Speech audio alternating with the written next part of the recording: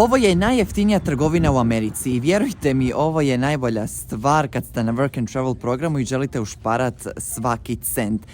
Znači, ne morate ništa nositi od doma, kak su meni savjetovali, ponesi šampona i tamo te sve skupo, odete u Dollar Tree i tamo ćete sve naći po $1. Odnosno, sad zbog inflacije su poskupjeli pa svaki proizvod košta $1.25. Ali ovdje imate sve. Znate što znači sve? Od lijekova, brufena, vitamina do džinđi za dom, čaša, ma sve.